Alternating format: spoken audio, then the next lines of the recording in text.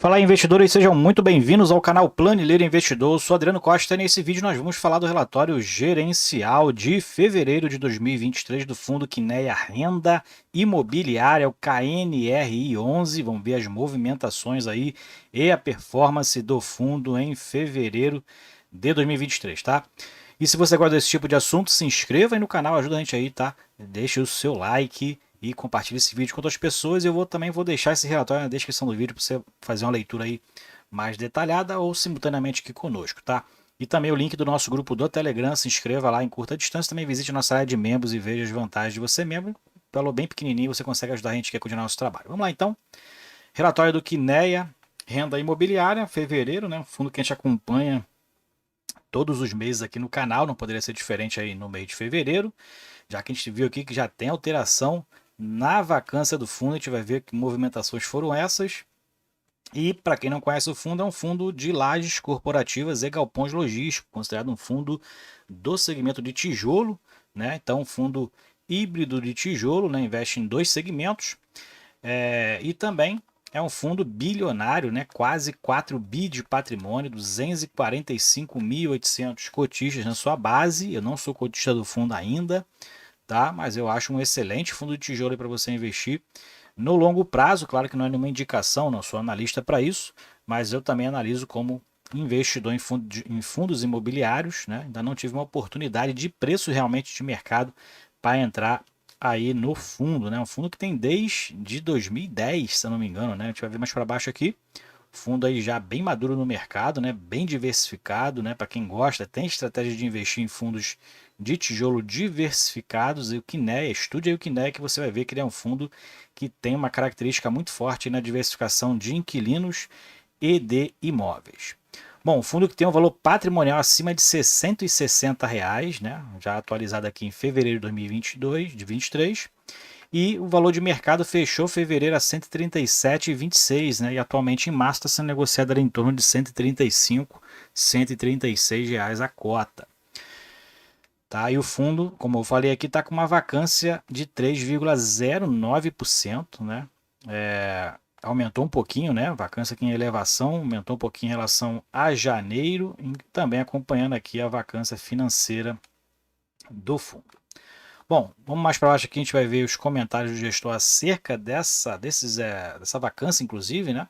Fevereiro, ele fala que teve eventos importantes, né? Aconteceram eventos importantes em fevereiro. Uma delas foi a venda da participação do fundo de 76,7% do centro de distribuição Bandeirantes por quase 300 milhões de reais.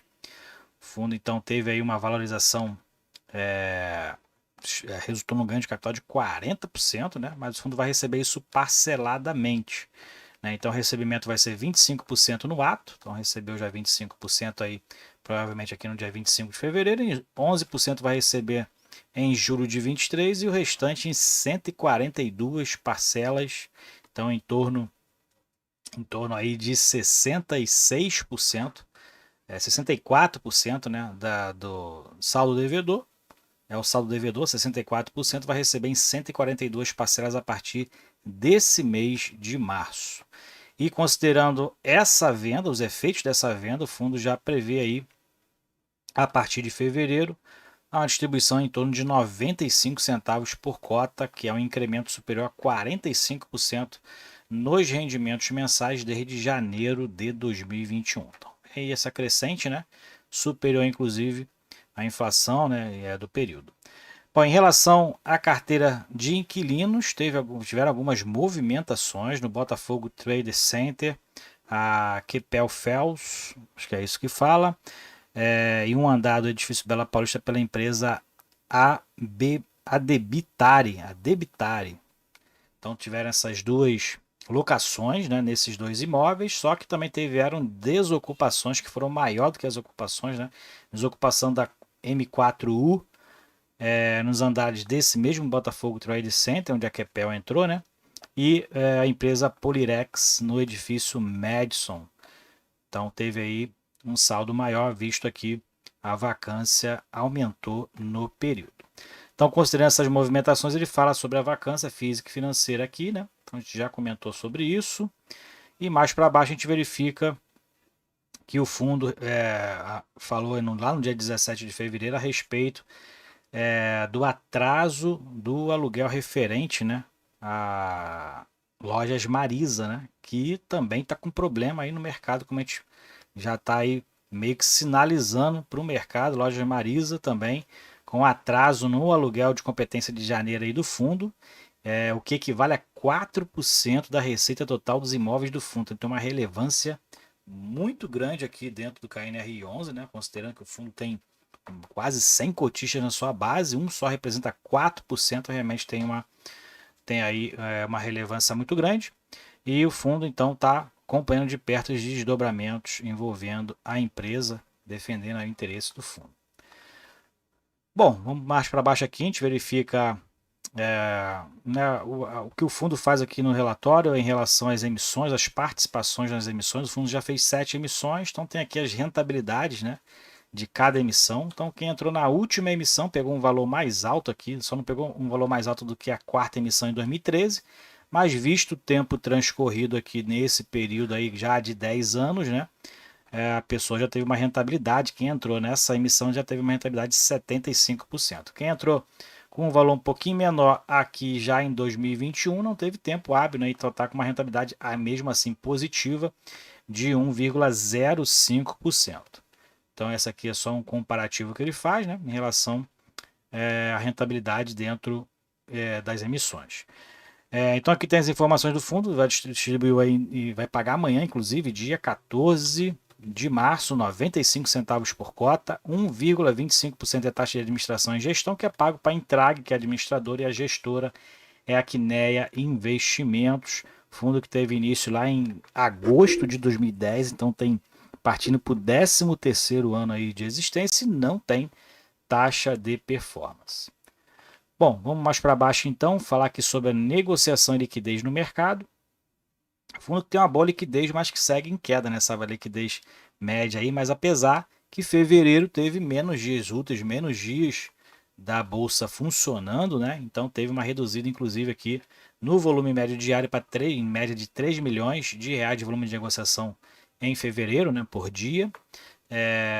Fundo que tem normalmente um volume legal, né, mas é um fundo que não tem muito giro, né? Quem tem a cota do fundo geralmente leva aí para o longo prazo, né? E acaba não tendo aí uma negociação tão alta comparado ao tamanho do fundo, que é de quase 4 bilhões de patrimônio líquido.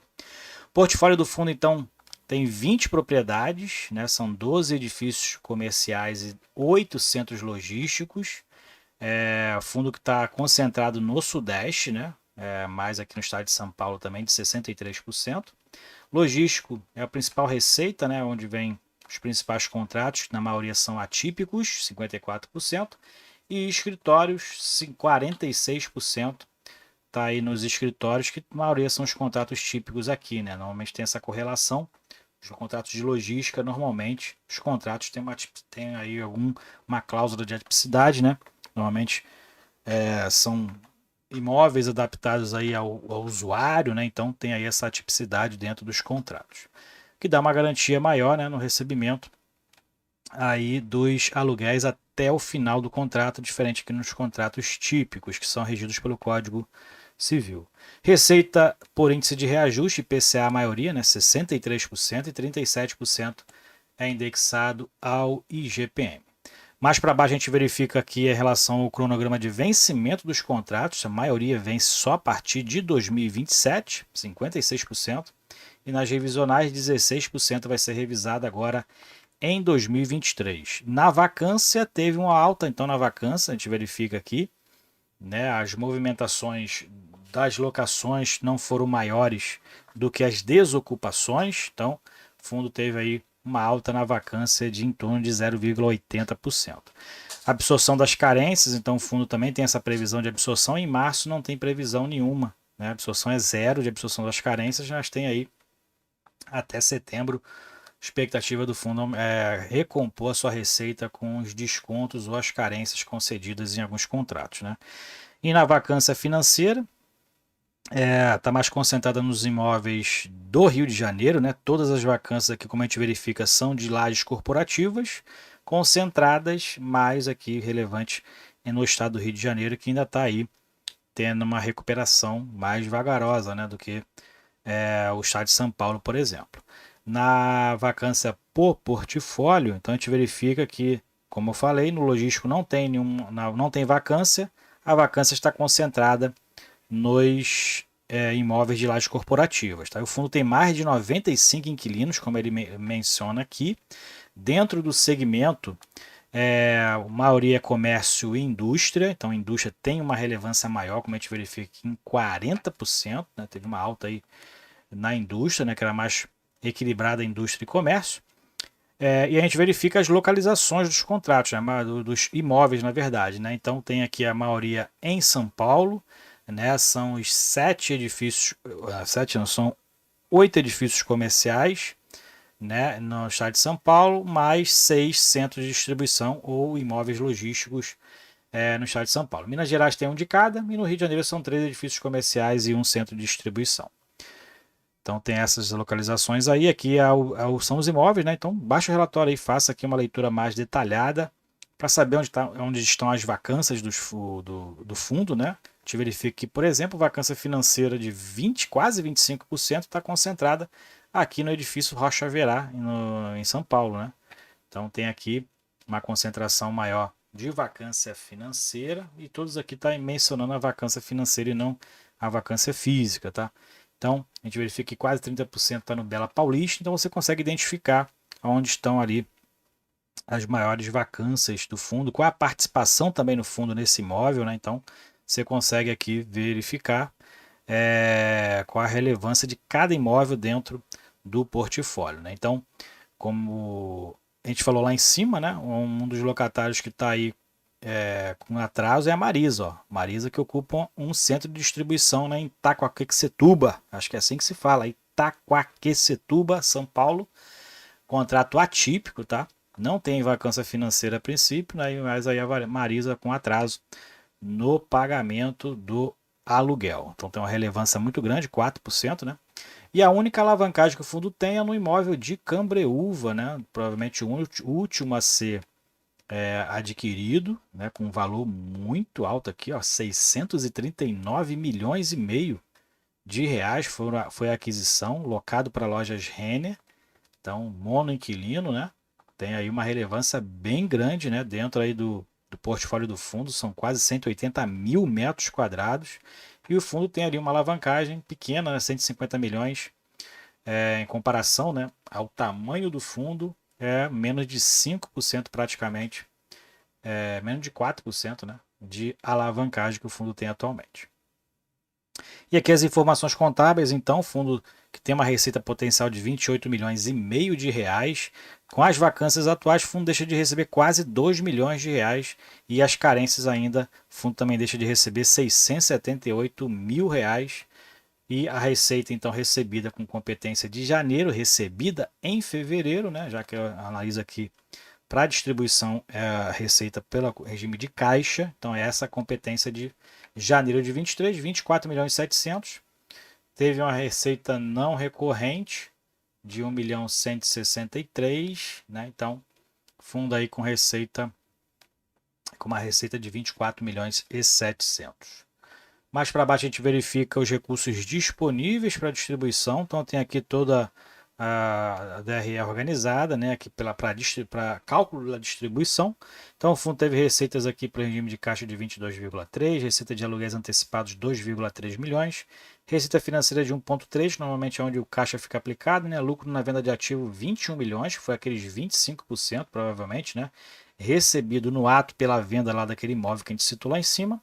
Tem as despesas condominiais, né, despesas com IPTU, e outras despesas de 3,8 milhões, que normalmente aqui é despesa administrativa, despesa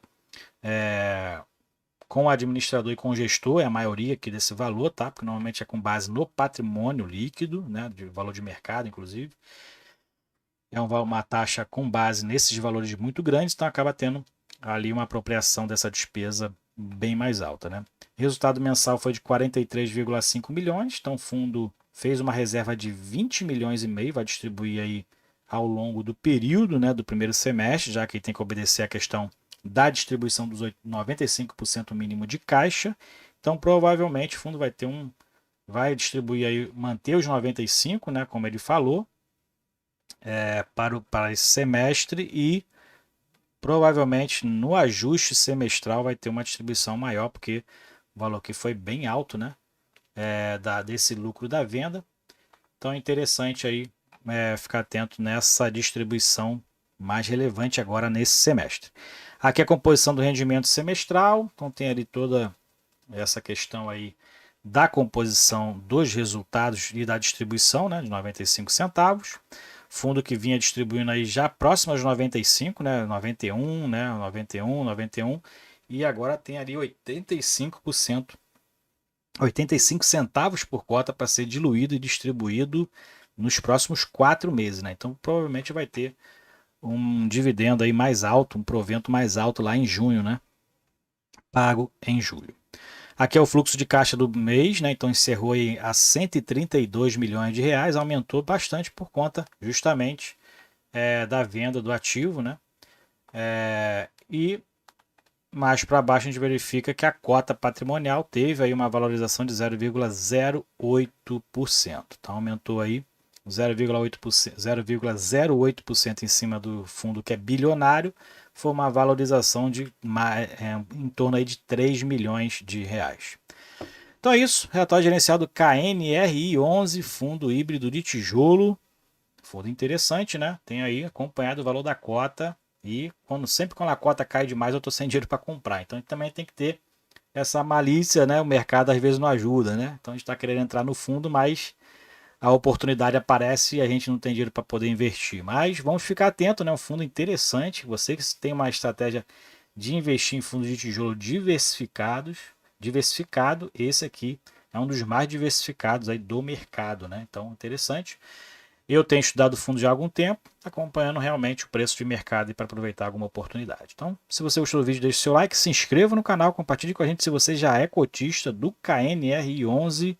Qual o percentual da sua carteira hoje? Fiquem com Deus, até o próximo vídeo. Tchau, tchau.